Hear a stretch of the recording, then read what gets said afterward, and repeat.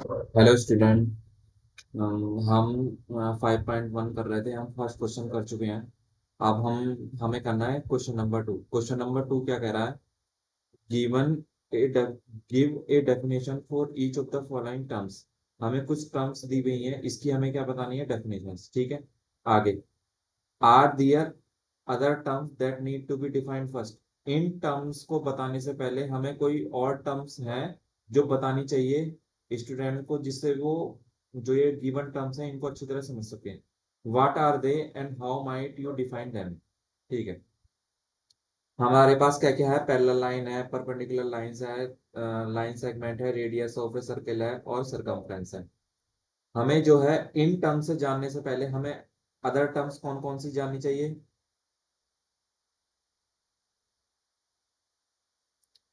जैसे हमें parallel line बतानी है तो हमें उसमें लाइन के बारे में बताना है, और परपेंडिकुलर लाइन है उसमें भी लाइन के बारे में बताना है, लाइन सेगमेंट के बारे में उसमें भी लाइन के बारे में बताना है, रेडियस ऑफ ए सर्कल इसमें भी लाइन सेगमेंट या लाइन के बारे में बताना है, स्क्वायर इसमें भी हमें लाइंस के बारे में बताना है।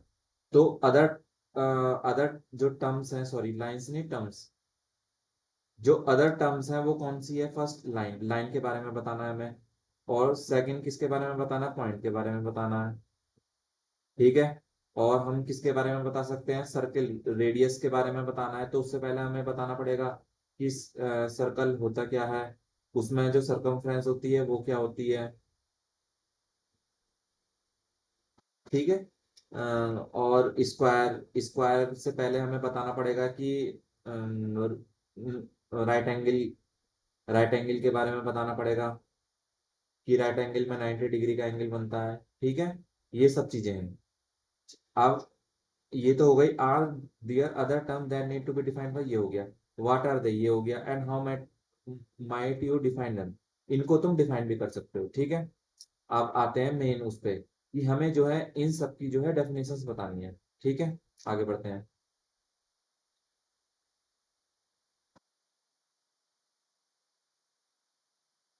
सबसे पहले आता है पैरेलल लाइंस। पैरेलल लाइंस क्या होती हैं? पैरेलल लाइन की मतलब क्या होती है और इसको डिफाइन करना है। देखो पैरेलल लाइंस ऐसे करके बनती हैं। ठीक है। पैरेलल लाइंस वो होती है जिनके बीच में जो परपेंडिकुलर डिस्टेंस होता है वो क्या होता है? फिक्स, और वो भी थ्रू आउट।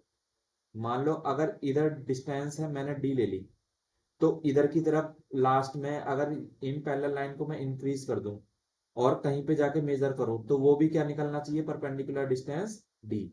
यहाँ पे भी डी मिलेगा, मतलब थ्रू आउट जो डिस्टेंस होनी चाहिए वो क्या होनी चाहिए? फिक्स। तो इसको मैं डिफाइन करता हूं।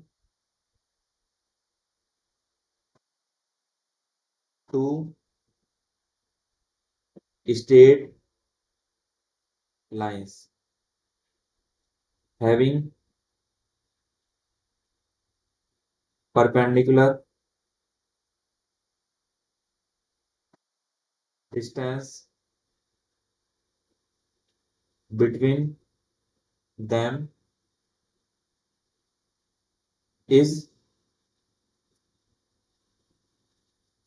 fixed, मतलब फिक्स रहती है, और वो थ्रो आउट रहती है। थ्रो आउट मतलब जितनी भी पैरेलल लाइन है हमारे पास, तो वो थ्रो आउट जो है क्या रहेगी? फिक्स रहेगी।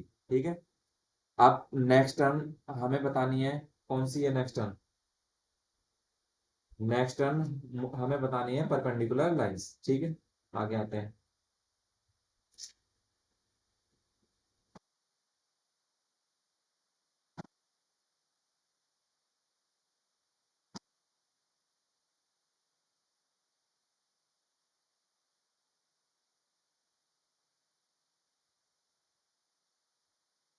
ठीक है। हमें बताना है परपेंडिकुलर लाइंस क्या होती हैं। देखो, मान लो एक लाइन इधर गई और एक लाइन ऊपर की तरफ गई, और जो ये वाली लाइन और ये वाली लाइन जहां पे इंटरसेक्ट करती है, मान लो यहाँ पे इंटरसेक्ट कर रही है, तो इन दोनों लाइन के बीच में जो एंगल बनता है वो कितने डिग्री का होता है? 90 डिग्री का। ठीक है। इधर भी 90 डिग्री और इधर भी 90 डिग्री। ठीक है। तो परपेंडिकुलर लाइंस वो होती हैं दो लाइन जो आपस में इंटरसेक्ट करें, और उनके बीच में जो एंगल बनेगा वो कितने डिग्री का होना चाहिए? 90 डिग्री का। तो इन दो, इसको क्या बोलते हैं, परपेंडिकुलर लाइंस। ठीक है, इसको डिफाइन करते हैं। When two lines intersect each other at an angle 90 degree is called perpendicular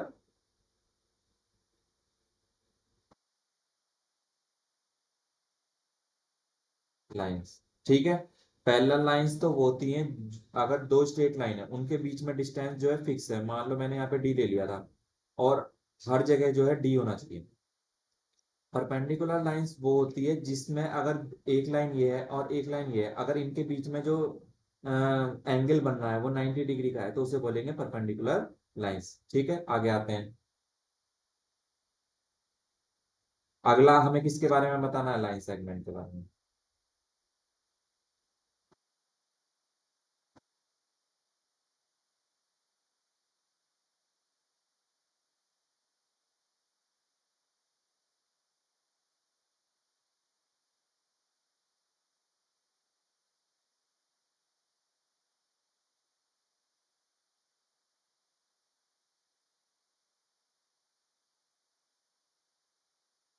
ठीक है, लाइन सेगमेंट को बताने से पहले हमें लाइन जानना है, लाइन क्या होती है। देखो लाइन क्या होती है, मान लो मैंने एक स्ट्रेट लाइन खींची, अगर ये दोनों तरफ कितना भी इसको मैं इंक्रीज कर दूं इधर इनफाइनाइट तक, और लेफ्ट हैंड की तरफ माइनस इनफाइनाइट तक, तो इसे बोलते हैं लाइन। लाइन वो होती है जिसे दोनों तरफ जो है कितना भी इंक्रीज कर सकते हैं। ठीक है, लेकिन लाइन सेगमेंट जो होती है लाइन का ही एक क्या होती है, पार्ट। मान लो मैंने ये दो ऐसे एरो लगा दिया, और इसे उठाया मैंने और इसे नीचे ले आया, इतना। मान लो ये हो गया 1 सेंटीमीटर का। ठीक है, इस लाइन में से मैंने इस ये थोड़ा सा हिस्सा अपने नीचे ले लिया, और ये मान लिया मैंने कितना है, 1 सेंटीमीटर। तो लाइन सेगमेंट वो होती है जो फिक्स होती है। जैसे मान लो इसका जो स्टार्टिंग पॉइंट है और जो एंडिंग पॉइंट है, अगर दोनों फिक्स है, ना तो इसे इधर इंक्रीज कर सकते हैं ना ही इसे इधर इंक्रीज कर सकते हैं, तो उसे बोलते हैं लाइन सेगमेंट। ठीक है, तो ये लिखना है इसमें,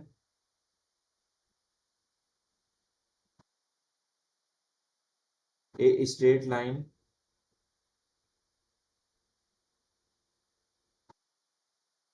having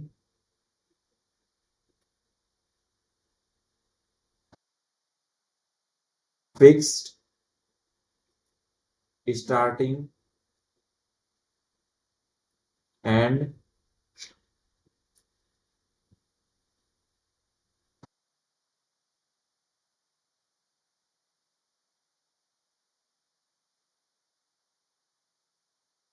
a straight line having fixed starting and ending point is called line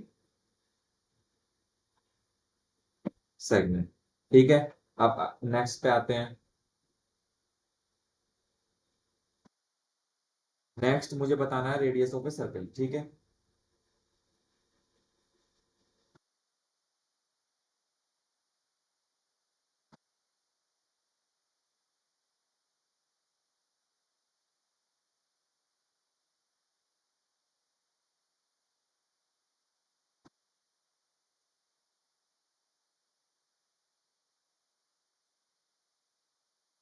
radius of a circle. Circle तो हमें पता है, ये मैंने सर्कल बना दिया। ठीक है,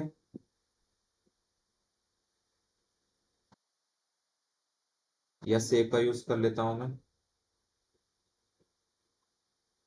मान लो ये हमने सर्कल बनाया।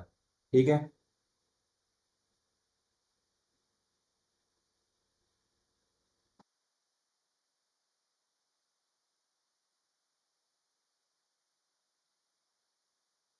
इसमें ये सेंटर है और यहां से यहां तक, क्या इसको ही क्या बोलते हैं, रेडियस, रेडियस ऑफ सर्कल, ये सेंटर है। और ये क्या है, circumference of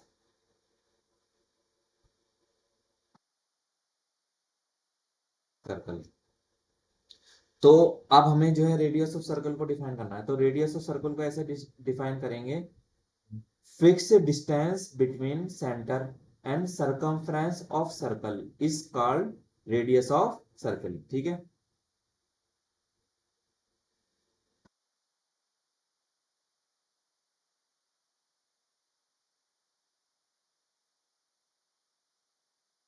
fixed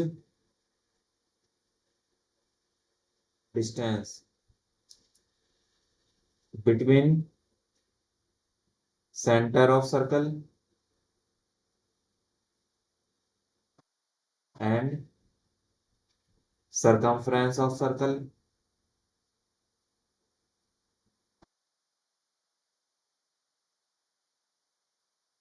is called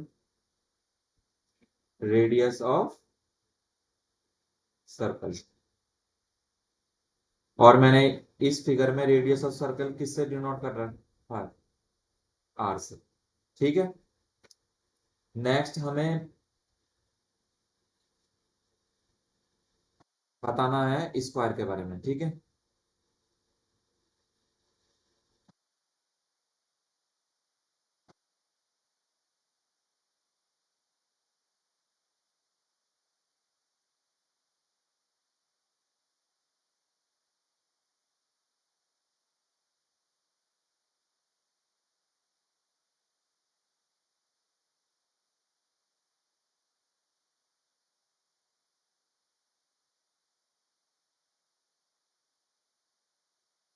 ठीक है, हमें स्क्वायर के बारे में बताना है। देखो स्क्वायर, स्क्वायर की शेप कैसे होती है, quadrilateral.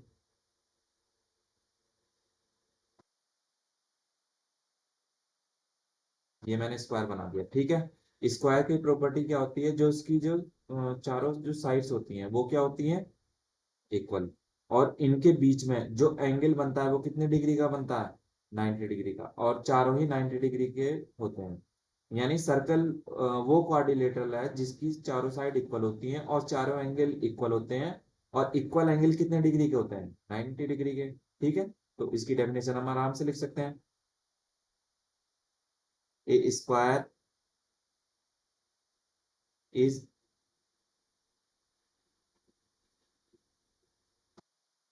A square is a quadrilateral having equal sides and equal angle। और इक्वल एंगल तो होते हैं लेकिन कितने डिग्री के होते हैं, 90 डिग्री के।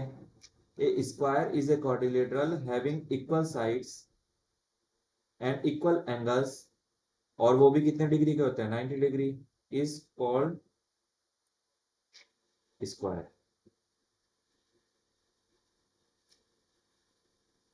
ठीक है, किसी को कोई प्रॉब्लम, एक बार रिवाइज करवा देता हूं मैं क्या चीज है।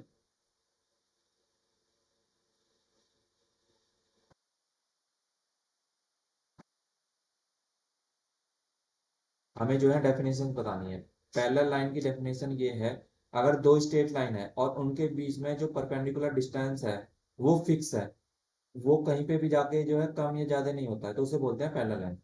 उसके बाद हमें डिफाइन करना है परपेंडिकुलर लाइंस। परपेंडिकुलर लाइंस वो होती हैं अगर दो लाइंस हैं और वो इंटरसेक्ट कर रही हैं, और जहां पे वो इंटरसेक्ट कर रही हैं अगर 90 डिग्री का एंगल बन रहा है तो उसे बोलते हैं परपेंडिकुलर लाइंस। ठीक है, अगला हमें जानना है लाइन सेगमेंट। लाइन सेगमेंट वो, लाइन सेगमेंट को डिफाइन करते हैं ऐसे, a line having starting and ending point fix is called line segment. ठीक है,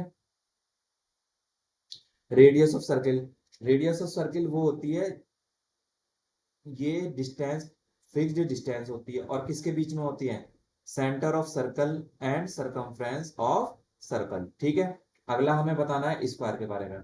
स्क्वायर क्या होता है? स्क्वायर एक क्वाड्रिलेटरल होता है। क्वाड्रिलेटरल मतलब जिसमें जो है चार साइड्स होती हैं। तो हमने चार साइड्स बना दी, लेकिन इसकी प्रॉपर्टी ये है जो इसकी चारों साइड होती हैं वो इक्वल होती हैं, और जो एंगल्स होते हैं वो भी इक्वल होते हैं। लेकिन एक खास बात है, जो एंगल्स होते हैं वो कितने डिग्री के होते हैं? 90 डिग्री के। तो उसे ही क्या बोलते हैं हम? स्क्वायर। ठीक है। अब नेक्स्ट क्वेश्चन करने के लिए हम अगला पार्ट देखेंगे। Thank you.